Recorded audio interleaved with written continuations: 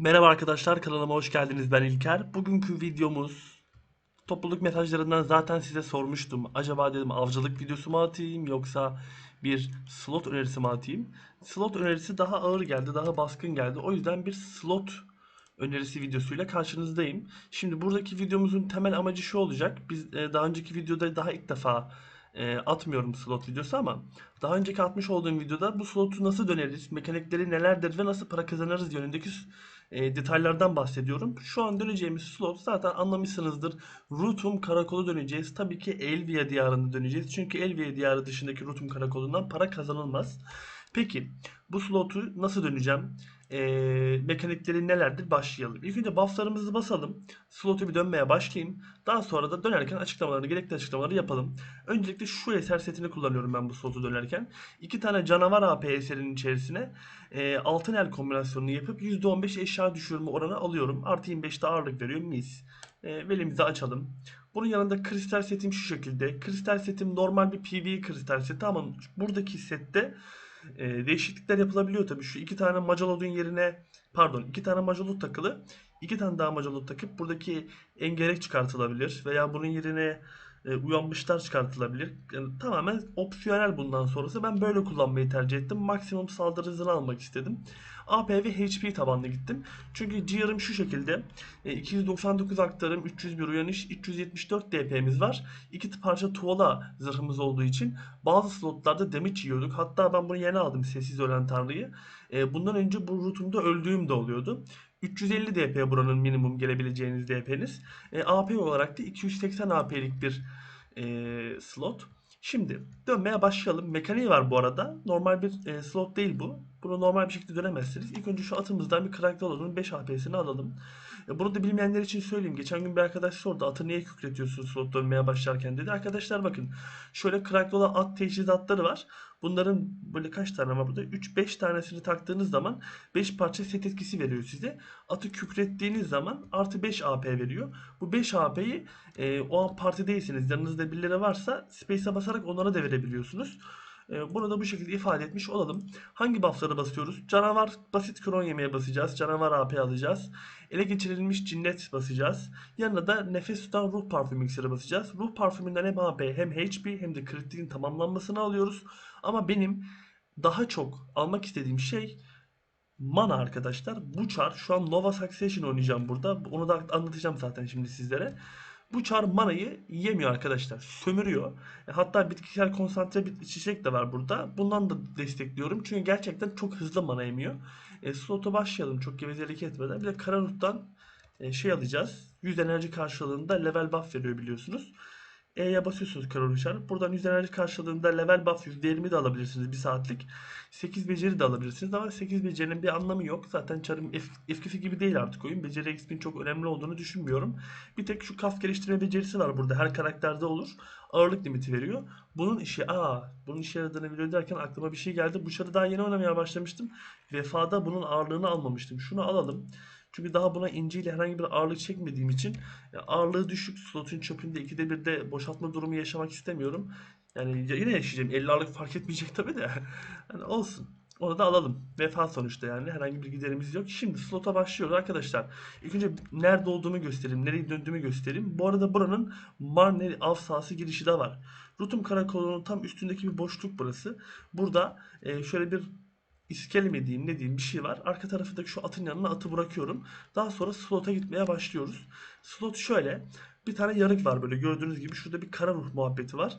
Buraya geliyorsunuz. Slot burada başlıyor. Bakın slot şu an daha başlamadı bu arada. Bu başlangıç verilen bir slot. Onurlu yaratıklar var. Gördünüz mü? Onurlu yazıyor. Bir dakika şunu da basayım. Bir saatlik var da boşa gitmesin. Heh. Onurlu yaratıklar var şurada. Bu onurlu yazan yaratıklar buradaki başlangıç boss'u. 3 tane onurluyu kestiğiniz zaman ortaya az sonra bir şeyler gelecek. Keselim ilk önce ondan sonra aktarayım size. Kusura bakmayın biraz FPS düşecek burada. Video programı açırken FPS çünkü çok düşüyor. Ona yapacak bir şeyim yok şu an için. Video programını tabii durduracağım zaten videoyu bir süre sonra. Size direkt durumu da göstereceğim ama ilk mekaniği görmeniz lazım. Bakın onurluların birisini öldürdüm. Normalde daha çok çabuk öldürülür de. Şu genelde okçunun yanına gelirsiniz. Okçunun yanına diğeri de geleceği için okçu da demiş yemiş olur sürekli. İkisini de bir öldürürsünüz. Bir öldürelim hemen. Öldürdükten sonra unuttuğum bir şey var, onu alacağım. Hızlı bir şekilde. Bak, sandıklar geldi. Sandıklar geldi şöyle o tarafa. Şimdi o sandıkların etrafına sürekli olarak yaratıklar gelmeye başlayacak. Şu kamp çadırından şey alacağım arkadaşlar. Dükkandan 50M karşılığında drop rate alacağım. Onu unuttum almayı. Aldım. Tamam. Şimdi sandıklar geldi. Sandıklar geldikten sonra bakın yaratıklar spamlandı yanımda. Şimdi onları kesiyorum. Ama dikkat etmeniz gereken bir şey var. Fark ettiyseniz canım gidiyor. Niye canım gidiyor? Bu yaratıklar bana çok mu vuruyor? Yaratıklar vuruyor. Fena vurmuyorlar. Ama kafanıza sürekli bir göktaşı düşüyor burada. Sürekli bir meteor düşüyor. Az sonra yere düşen alanlardan görüyorsunuz. Bakın. Kafamıza yağmur gibi bir şeyler yolluyorlar. Ee, Bu canınızı gerçek hasar olarak götürüyor benim anladığım kadarıyla. Çünkü ben DP'yi çıkartıp denediğimde de üzerine çıktığımda bir damage farkı görmedim. Gözle görülen bir damage farkı yaşamadım. Benim anladığım kadarıyla Miri Mode'da Aurora muhabbeti vardı biliyorsunuz. Yerden Aurora çıkarken kırmızı alanların üzerinde durursanız gerçek hasar vuruyordu. DP'nize bakılmaksızın damage'i atıyordu yani. Bunlar da aynı bu şekilde yapılmış. Slot 350 DP'nin altına dönerken biraz zorluyor. Ama dönülmeyecek bir slot değil. Hani eseriniz, taşınız, maşınız güzelce varsa, karakterinize de hakimseniz ben yani 300 DP ile bile dönülür. Sadece hızlı bir karakteri güzel oynamanız gerek. Onu bu şekilde ifade etmiş bulunalım. Bunun yanı sıra fark ettiğiniz gibi slot sürekli olarak üstüme yaratık spamlıyor. Benim aslında bu slotu dönmedeki temel amacım bu. Şimdi slot bakın Nova oynuyorum. Nova Succession. Neden Nova Succession oynuyorum? Nova Succession oynamak şu aralar benim hoşuma gidiyor. Hoşuma gittiği için Nova Succession oynamaya karar verdim bir süreliğine. Oynarken de bir şey fark ettim. Karakterin aslında hantal bir karakter bir nevi. Ama belli başlı güzel özellikleri var. Hareket kabiliyeti var. Yok diyemeyeceğim. Ama normalde hızlı dediğimiz karakterlere kıyasla biraz daha yavaş bir hareket kabiliyeti. O yüzden böyle olduğum yerde üstüme koşan yaratıkların olduğu slotlar hoşuma gitmeye başladı. Bu tip slotlarda genellikle şu an için Dekia'lar zaten öyle de Dekia'ya dönebilecek DP'miz yok. Öyle bir ciğerimiz yok şu an için ama o yolda ilerliyoruz. Buradaki Elvia slotları benim çok dikkatimi çekti bu konuda. Özellikle Rutum Karakolu. Rutum Karakolu bakın yaratıklar üstünde sürekli spamlanıyor ve siz bu yaratıkları kesip kesip olduğunuz yerde farm atıyorsunuz. Aslında dönmesi gerçekten kolay ve keyifli bir slot. Şimdi mekanik tam olarak bitsin. Çünkü bir mekanik daha var bunun. Şu an gördüğünüz gibi gördüğünüz kadar gittik ama 3 tane yaratık kesin üstümüze yaratık spamlanmaya başladı ama bir ayrıntı var. Şu an yaratıklar spamlanıyor ya. Diyelim üstünüz doldu. Benim atım şuradaki iskelenin oradaydı. Ata üstünüzü boşaltmaya gideceksiniz. Eğer şu an giderseniz buradaki yaratıkların hepsi kaybolur. Geldiğinizde de o bosslar olmaz. Ve yaratıkların çıkması için bossların çıkmasını beklersiniz. Yani zaman kaybedersiniz. Burada üstünüzü ata boşaltmanız gerekeceği zaman bu yol slotun resetlendiği bir zaman var. Az sonra resetlenecek. Ben size reseti de göstereceğim. Resetlendiği zaman gidip o zaman üstünüzde boşaltacaksınız. Tabii ki üstünüzdeki çöpleri olabildiğince kahyalarınızda boşaltabilirsiniz. Benim 18 tane falan kahyam var. Slotun ağırlığı, slotun çöpü 0,30 litre olduğu için 18 kahya çok, yani 20 olsa yeterdi belki. 25 çok rahat yeterdi diye düşünüyorum. Kahya yetmiyor. Üstüme ara sıra gidip boşaltmam gerekiyor. Onu da anlatacağım. Az sonra işte slot arasını anlatacağım. Slotun agris kullanımına gelelim. Slot saatte tam 40.000 tane agris harcıyor arkadaşlar. 40.000 agris noktasında şöyle bir bilgi vermek istiyorum. Eğer siz life skill yapmıyorsanız, sadece grind atıyorsanız dur ilk önce şunu göstereyim. Bakın yaratıklar kayboldu. Kutular yanmaya başladı. Bu kutuları kesiyorsunuz arkadaşlar. Bunların içerisinden size biraz çöp ve işte bu slotun temel attığı ürünleri atıyor. Ele geçirilmiş nefes, kristalize umutsuzluk. Bakın tanesi 20 gördüğünüz gibi attı. Şimdi attıktan sonra bir 15-20 saniye içerisinde 3 tane yaratık spamlanacak buraya. Az önce ilk başta geldiğimizde kestiğimiz yaratıklar. Bak yazdı zaten altta. Onurlu savaşlar kendilerini gösteriyorlar diye. Bunlar 3 tane. Biri okçu, biri kalkanlı, biri de birazcık devimsi bir şey. Bunları kesiyorsunuz tekrardan arkadaşlar. Çok basit. Yani biraz vuruyorlar. Dikkat edeceksiniz orasına bir tık. Çünkü alan vuruyor. Alanlar bize yapıştırıyor bu arada sürekli. Ee, Bunu kestikten sonra slot tekrardan resetlenmiş oluyor. Eğer üstünüz dolduysa bunları kesmeye başlamıyorsunuz. Sandıklar yandı ya az önce. Sandıklar yandığında atınıza gidiyorsunuz. Üstünüzü boşaltıyorsunuz. Gelip bossları o zaman kesiyorsunuz. Şu an çünkü ben slotu açmış bulundum. Şu alandan dışarıya çıktığım an her ne olursa olsun yaratıkların spamlanması duracak. Zaten altta bir yazı yazacak. Diyecek ki Rutumlar korkarak kaçtığını görüyorlar ve geri çekiliyorlar. Yani sen gittin, biz artık çıkmayacağız anlamına geliyor. Yaratık çıkmamaya başlıyor. Burası önemli bir ayrıntı. İkincisi, yarım kalan bir lafımız vardı. Agris muhabbeti. Slot 40.000 Agris harcıyor saatte. Slottan agressiz sarı SC ile alacağınız çöp ortalama 24.000, 25.000. İlk geldiğinde 20.000 alıyordum bu arada. Elim alıştıkça 23.000, 24.000, 25.000'lere çıktı. Yani benim bu slottan alacağınız max çöp sarı SC'li 25.000 civarıdır diye tahmin ediyorum. Slotu bu arada 12-13 saat boyunca döndüm. İlk defa 12-13 saat boyunca döndüm. Biliyorsunuz life skill'ciyim. Çok grind atan bir insan değilim ama bu aralar grind videoları atacağım. Çünkü grind atıyorum. Gayet de eğlenceli. Özledik. Biz yani bir yıldır ben grind atmıyorum. Şu an Gear da dizmeye başladım ince ince. Yani bazıları diyebilir Gear diye buna mı diyorsun diye. Zaten başlamış sayılırız. Yavaş yavaş dolduruyoruz. Fena da bir Gear değil şimdi. Kötü de değil. O kadar da ezmeyeyim kendimi. Ee, bu sayede de slotları ben şu an test ediyorum. Hepsini analiz ediyorum. Ve şöyle bir analizim de var arkadaşlar. Şimdi düşen eşyaların kullanımını videonun sonunda değineceğim bu arada. Bu eşyalar ne işe yarıyor ve ne yapmamız gerekiyor? Ee, ona geleceğim. Ben şu an Kalpion'daki bütün Elviye slotlarını tek tek dönüyorum. Hepsini de öyle 1 saat 2 saat değil. Yani şu an Rutum Karakolu'nu en azından 14-15 saat döndüm. Yani muhtemelen döndüm. Çok rahat döndüm. Yarım milyon çöp yapmıştım. Hani şunu yapma sebebim slot sizi en güzel şekilde, en mükemmel şekilde aktarabilmek. Tek amacım, gayem bu. Bunun yanında şunu da yaptım ama diğer Elvia'nın diğer slotlarına da döndüm. İşte Saunil, Cadı. Cadı deneyimin biraz kötü oldu, onu da aktarırım. Cadı ve ilk dev karakolu. Bunların hepsine döndüm. Dönerken de şöyle bir şey keşfettim. Şimdi bu Rotom videosunda size bu Rotom'un diğer slotlara karşı olan avantaj ve dezavantajlarını da aktaracağım. Hani bu bilgi bence çok önemli. Videoyu izliyorsanız buraya kadar bu arada bir beğeni like atarsanız da çok mutlu edersiniz beni. Hemen üstümüzü bir atalım çünkü kahya yetmeyecek.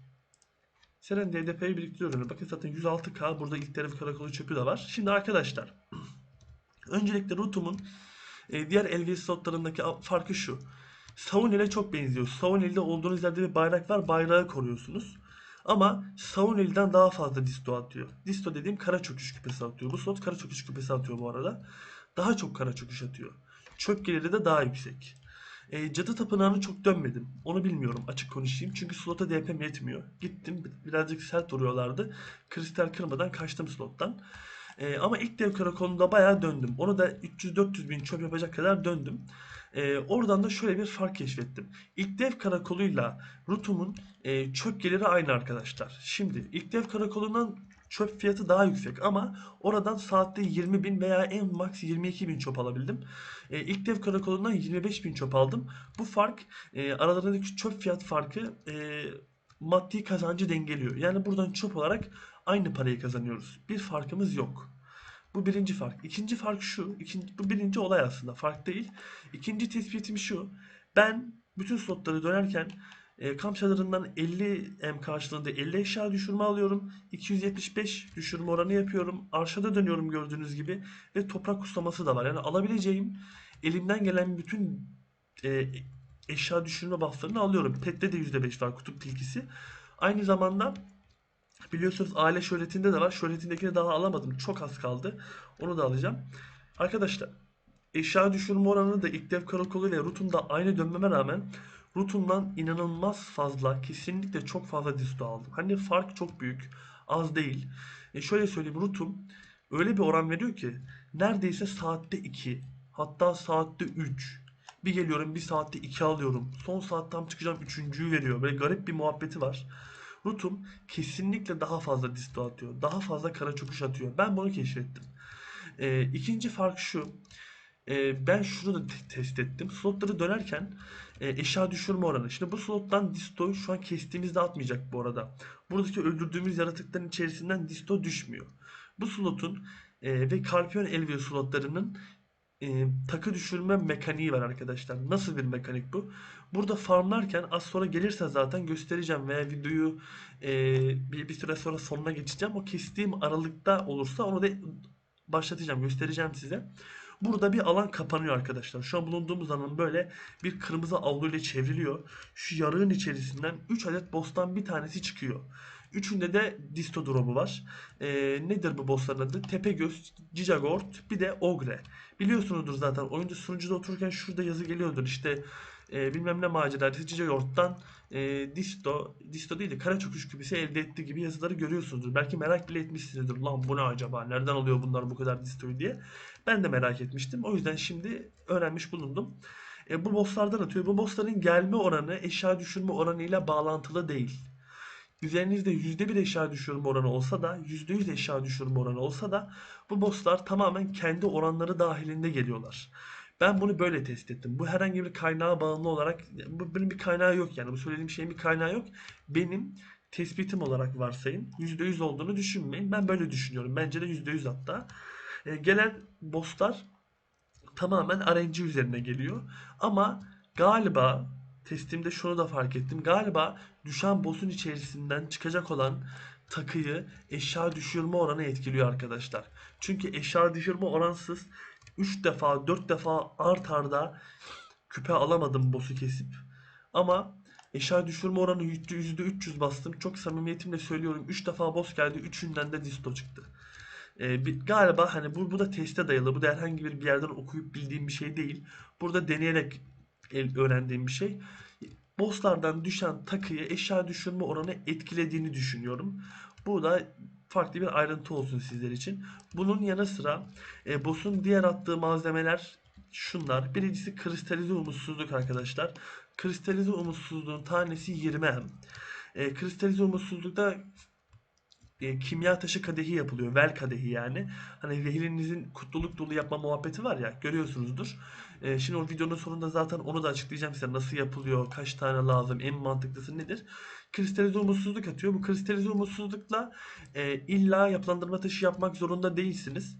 Bu yapılandırma taşı yerine hangi göreviyle takaslayıp eldiveninizi dönüştüreceğiniz malzemeyi de alabiliyorsunuz ama tavsiye edemeyeceğim çünkü hangi görevi zaten pazarda 300'e satılıyor. Bu kristallerden de 200 tane mi 250 tane mi ne istiyor? 250 tane istiyor ve 250 tanesi 300'den daha pahalı. Yani aşırı mantıksız. Sakın öyle bir işe girmeyin. Bu kristali gidip Vel için yapılandırma taşı yapmakta kullanabilirsiniz ya da merkez pazara doğrudan satabilirsiniz. Ben satmanızı tavsiye etmiyorum. Yapılandırma taşı yapmanız daha mantıklıdır. Bunun yanı sıra slottan atan diğer bir ürün ise savrulan güneş kalıntısı. Bunları satamama ihtimaliniz yok bu arada arkadaşlar. Pazarda neredeyse sürekli olarak siparişte olan bir ürün ve bundan da atıyor. Tanesi gördüğünüz gibi 18 M civarı. Ve çok güzel. Bunu da satıyorsunuz. Bunun slottan ele geçirilmiş nefes atıyor. Ele geçirilmiş nefes cinnet iksirini yaptığımız ele geçirilmiş cinneti yaparken kullandığımız bir ürün. Ondan dağıtıyor. 270k tanesi. Satılıyor bu arada. Ben satmıyorum tabii ki. Biliyorsunuz biz cinnet iksiri yapıyoruz. Yaptığımız bir iksir bize lazım oluyor. Velhasıl kelam droplar hani tam olarak bir düşsün. Kaç tane ne atıyor ben ezbere biliyorum aslında da. Size ne attığını da tabii ki göstermek istiyorum. Hani tam olarak bir saatte bu dropları ne aldığımı. Şimdi ben videomu duraklatacağım. Eğer boss çıkarsa açacağım bu arada. Bir saat döneceğiz. Bir saat sonra da analizlerimize bakacağız. Ne yaptık, ne ettik konuşacağız. Videoya girdik mi? Girdik. Arkadaşlar bakın şimdi dediğim muhabbet oldu. Etrafta kırmızı bir alan var. Avlu var gördüğünüz gibi. Ve Ogre çıktı karanlığın içerisinden de. Boss bu. Bunun içerisinden Distortion yani çöküş küpesi atma ihtimali var. Hemen geldi. Videoyu kapatalı daha 5-10 dakika oldu herhalde. Hemen bir keselim şunu. Şimdi bu keserken dikkat edin. Neden dikkat edin diyorum. 374 DP'm var. 350 DP ile dönerken burada ben bu bosslara arada bir öldüğüm oluyordu. Boss vuruyor, yere düşürüyor. Sıkıntı o aslında. Özellikle Tepegöz. Tepegöz biraz daha fazla vuruyor. Yere düşürüyor. Alan damage vuran şeyler vardı. DP'miz azdı. Canımız gidiyordu. Yani bu bosslara biraz dikkat edin. Şimdi benim izleyici kitlemi biliyorum. Tanıyorum az çok sizi. Tabi aranızda oyunu uzun yıllardır oynayan yüksek cilli arkadaşlar da var ama yeni başlayan birçok arkadaş da şu an benim attığım videoları referans alarak eylem gösteriyorlar. Yani hareket ediyorlar. Bu slota geleceğiniz zaman burada kristalinizi kırmanızı istemem. Zaten kristaliniz yoksa böyle bir slota da gelmeyin. Çok işinize yaramaz alacağınız drop. Hani en azından idarelik bir kristal seti dizmeniz gereklidir slot dönerken. Kırmayın kristal. Vuruyor çünkü. Ben bir de Nova'yım. Bu Succession Nova. Hani gayet dayanıklı bir karakter. Oyundaki en tanki karakterlerden bir tanesi. Ee, Keselim bakalım görelim. Alabilecek miyiz Disto? Umarım alırız. Videonun hatırına atar bize. Yani atarsa şaşırmayacağım bu arada. Çünkü şu an atmayacak gibi hissediyorum. Çünkü ilk dev krokolarında o kadar çok ogre falan kestim ki. La atmıyor. Gerçekten ne oldu anlamadım yani. Root'uma geliyorum. Root'um kesiyorum atıyor. Şimdi bu kadar konuştuktan sonra atmazsa ayıp olacak da. Ya, arayınca zaten BDO bu biliyorsunuz yani. Buna yapacak bir şey yok. Ama ben hissediyorum yani bu root'uma geldiğimden beri daha çok atıyor. Şansa da belki atar. İnşallah bakarız. Aynen atmadı. O kadar lafı boşuna konuştuk. Olsun. Zaten bu RNG arkadaşlar. Her çıkan boss atacak diye bir şey yok ama bu boss benim tahminimce, benim görüşümce daha çok atıyor. Şimdi asıl meselemize gelelim. Bakın boss'u kestikten sonra üzerinize 4 dakikalık bir buff gelir. Bu karanlık işgal buff'ı silah arkadaşlar. Diğer Elvier slotlarında bildiğiniz muhabbet var ya, silah muhabbeti. Slotları çok yüksek vurdurtan silah. O bu. Bakın slotları şu an tek atmaya başladık. Burada silah kendiliğinden böyle bir ışık olarak, ışık süzmesi olarak bir yere gelmiyor. Sadece bu bossları kestiğiniz zaman silah elde edebiliyorsunuz. Gördüğünüz gibi çıkan boss'u kestim. 4 dakikalık bir buff'la silah elde etmiş bulunduk. Buranın olayı bu. Boss da bu şekilde çıkıyor. Şimdi bir saatimizi dolduralım. Ben doldurduğumuzda tekrar videoyu başlatacağım. Arkadaşlar videoya bir daha girdim. Bir daha alan kapandı. Tekrardan bir boss geldi. Saatte ikinci boss olacak bu. Bir daha deneyelim. Bakın bu sefer boss geldiğinde sarı sarı yaratıklar da geldi gördüğünüz gibi. Muhtemelen Gigagort geldi. Genelde o geldiğinde böyle sarı sarı yaratıklar geliyor çünkü. Bir bakalım keselim. Belki drop alırız. Videoda mıyım? Baktım mı? Videodayım. Tamam. Bakalım. Umarım bu sefer Disto atar. Bakın gerçekten Root'umun bu boss çıkma muhabbeti daha yüksek. Onu net olarak söylüyorum. Saatte 2 veya 3 tane böyle animasyona girebiliyorsunuz. Yani boss çıkabiliyor. Ama ben bunu ilk dev karakolunda görmedim. Şimdi niye ilk dev karakoluyla kıyaslıyorum diye soracak olursanız o slot da çok güzel bir slot çünkü. Onu da dönmesini çok seviyorum. Hatta slotun kendine göre farklı güzel yanları da var. Onu da onun videosunu çekerken açıklayacağım ama ilk öncelikle gelsin şu route'umu bir halledelim. Bugün geldi şurada. Animasyonunu da şu an çıksın keseceğiz. FPS'te 20'lerde ama yapacak bir şey yok. En azından beni duyabiliyorsunuz diyelim.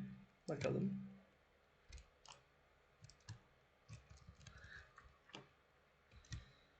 Bu arada bunu kestiğimizde silah kazanmayacağız. Biliyorsunuz silahın bir bekleme süresi var.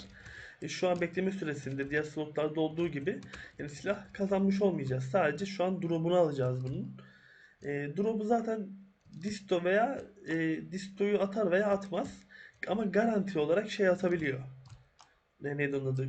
Umutsuzluk şeyi bilmem nesi falan falan şu yanlarına atabiliyor daha doğrusu. Bu slotların Carpion Envy slotlarını sevdiğim yanı şudur arkadaşlar. Onu da söylemek istiyorum.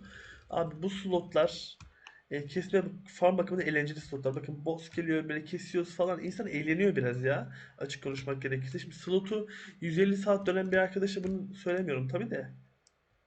Kestik. Şansa valla bundan da çıkmadı. Yani videonun hatırına çıkmıyor. Yapacak bir şey yok. Neyse devam edelim. Slotu açıyorum şu an. Sandıkları kesiyorum. Zaten bir 12 dakikamız kaldı şu an slotta. Az sonra bir saate tamamlamış olacağız. 12 dakika sonra tekrardan görüşürüz. Arkadaşlar işlem tamamlandı. Şu an tam çöpleri hesaplıyordum. Videoya başlayayım burada dedim. Depomuzda 15.848 çöp var. Envanterde 2696 artı atın üzerinde vardı biraz da. Onu da gösterelim. 1992 artı 1992 eşittir 20.500 çöp kasmışız. Bu arada bu çöp slot için az. Onu söylemiş bulunayım. Az derken 21, 22, 23 arası çöpler alınabiliyor.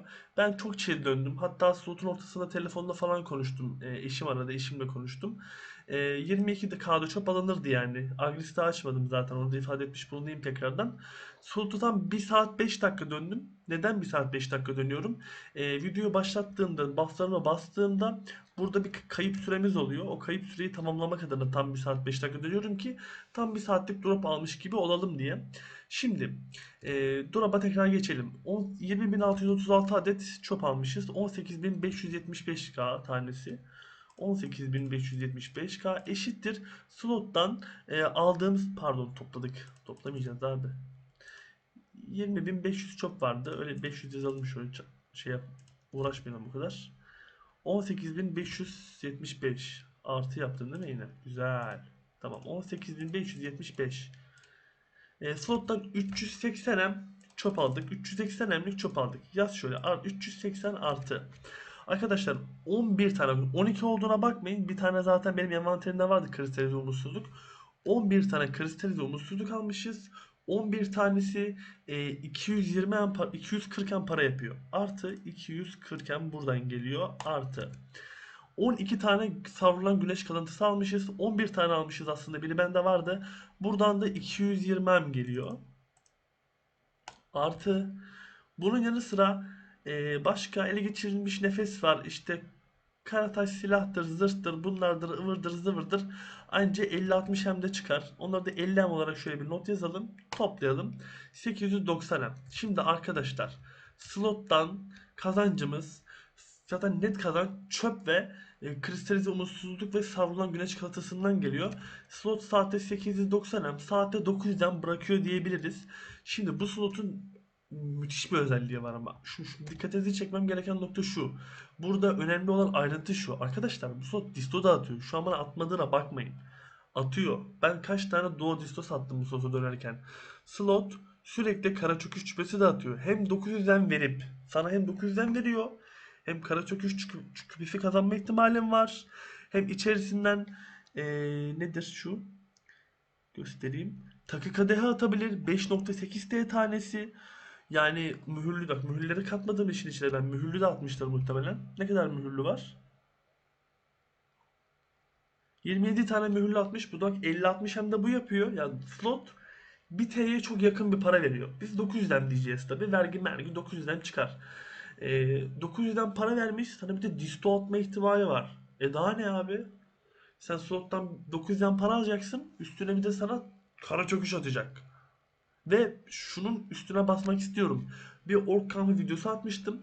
Orada slot dönmüştüm. Çöpten falan bir tek kazanıyorduk ama arkadaşlar Agris'in altın kutsaması basmadım. Çünkü yok zaten elimde. Slottan çöp düşürme, eşya düşürme pardon. Slottan düşen eşya çöp miktarını arttıran bir SC var ya sarı yuvarlak altın. Ondan basmadım. Zaten paranın çoğu kristalize umutsuzluk ve savrulan güneş kalıntısından geliyor. Çöpten 380 para alıyorsunuz.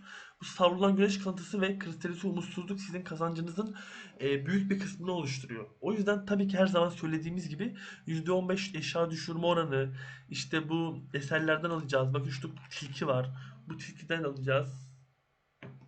Şurada bir tilki vardı. Nerede bakayım? Burada bir yerde şu takıcı yazmışım bakın. Bende daha %5'lik oranı yok. Eşya düşürme oranı %2 veriyor. %5 yapınca bunu kullanmaya başlayacağım. Çöpü toplamaz diye takmıyorum. Buradan falan almak lazım eşya düşürme oranlarını. Tabi balans noktasına bağladık. Ben çok grant atmadığım için bu eşya düşürme oranı muhabbetinde hani çok tamamlanmış durumda değilim. Ben de sizin gibi yavaş yavaş yani yeni başlayan bir arkadaş gibi yavaş yavaş dolduruyorum diyebiliriz o noktaya da. Ben life skill yaparken çünkü bir sürü şey eklendi oyuna. Bir sürü şey eklenince de biz onlardan grant bakımından çok takibinde bulunamamıştık ama şu an takibini yapmaya başladık. Bu slot kesinlikle bence şu an dönülebilecek en kaliteli slotlardan birisi. Slot sana 900'den para verip üstüne bir de disto verme ihtimali var. Yani daha ne diyeyim? Bence döndüğünüz slotları zaten aldığınız çöpleri aldığınız miktarları biliyorsunuzdur. Bir de slotun bir avantajı var. Bakın arşa da döndüm. Bir kere bile darlanmadım. Çünkü slotun keşfedilmemiş bir slot. Yemin ediyorum kesinlikle keşfedilmemiş bir slot. Gücü bilinmiyor, değeri bilinmiyor. Daha tanınmamış bence. Çünkü slot bir ara dönülüyormuş. Dönülürken iyiymiş aslında. Şöyleymiş. Ben bir tane yarığın etrafında farmladım ya. Ne dedim size? Yarığın dışına tıkınca slot sıfırlanıyor. Eskiden sıfırlanmıyormuş. Bu yarığı keserken bu yarığı atlıyorlarmış, bunu kesiyorlarmış falan falanmış. Sonra değişmiş. Değişince daha bu slot nerf idi muhabbetinde slotu unutmuştu bütün dünya. Ama hata yapmışlar. 900'den para verip sana 900'den para verip üstüne kara çöküş verme ihtimali var ki güzel veriyor bu arada. Videoda düşmediğine bakmayın. Her saat düşecek diye bir şey yok.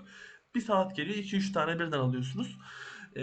Çok çok harika bence. Bunu da bu şekilde ifade etmiş bulunalım. Bunun gibi grant videolarımız devam etmeye gelecek. Şimdi kanalımızla alakalı bir iki bildirimde bulunmak istiyorum sizlere. Onu da ifade edeyim. Öncelikle biliyorsunuz bizim bir klanımız var. Klanımıza herhangi bir alım koşulumuz yok. Eğer gelmek isterseniz bunu Discord adresimizden, kanalın hakkında bölümünde Discord adresimiz var. Oradan başvurabilirsiniz. Veya bana PM atabilirsiniz. Onu bir ifade etmiş olalım. İkinci ifade etmek istediğim şey şu. YouTube kanalımızın bakın şu topluluk bölümünde buradan bildirimler paylaşıyorum sizlere. Ne diyorum? İşte mesela şu an en son attığım bildirim buydu. Nedir? Grant mi slotu mu istiyorsunuz yoksa Narsiyon'da avcılık slotu önerisi mi vereyim diye size sordum. Siz Grant slot önerisini seçtiniz. Ben de o yüzden bu videoyu çektim.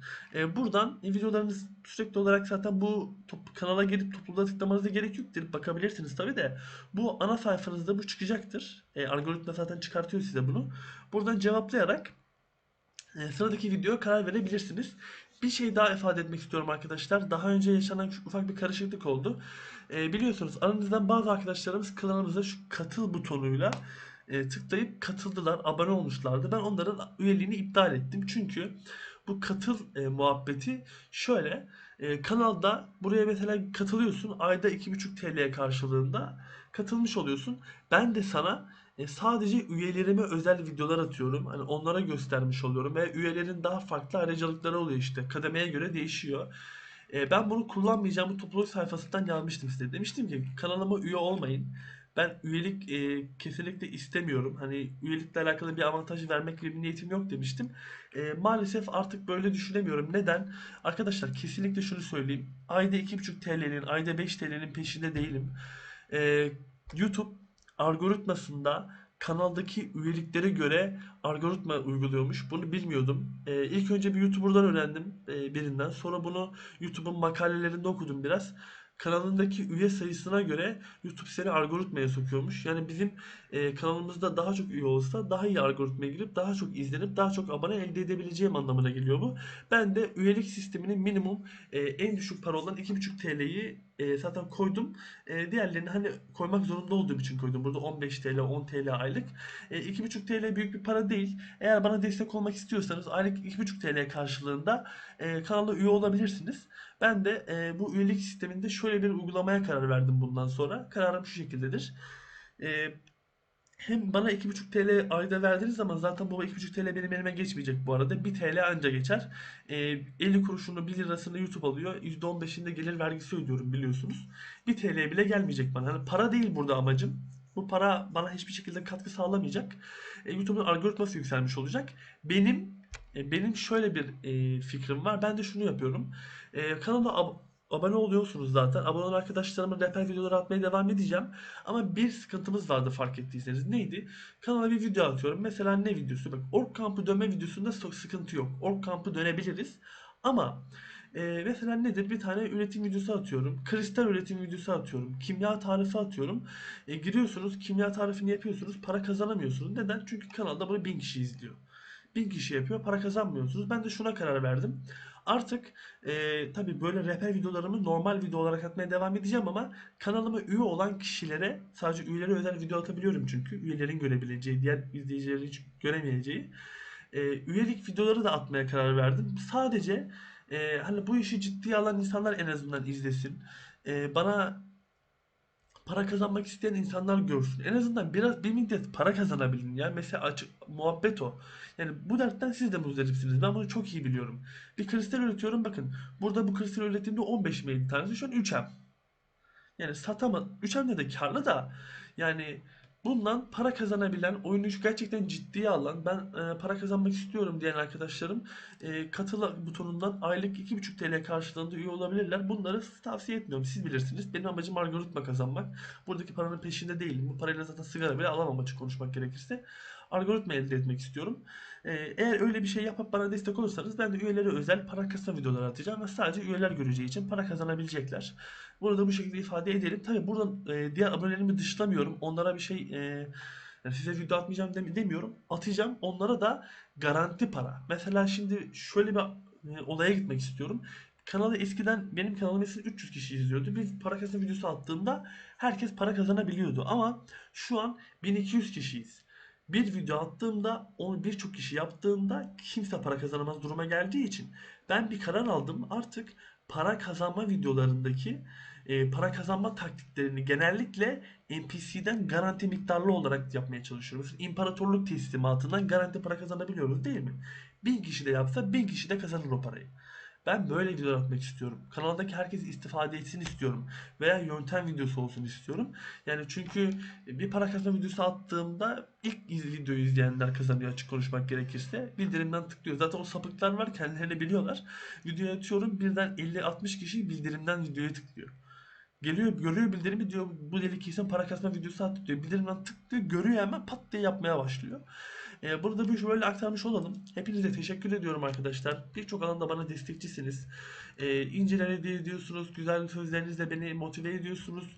Her alanda yorum atıyorsunuz. Zaten yorum atan arkadaşları da görüyorum. Videoyu sürekli yorum atan adam YouTube bana sürekli gösteriyor. Bu senin diyor en çok yorumcun diyor. Sürekli gösteriyor. Onlara özellikle teşekkür ediyorum. Hepinize minnettarım. İyi oyunlar diliyorum. Keyifli oyunlar diliyorum. Hoşça kalın. Bay bay.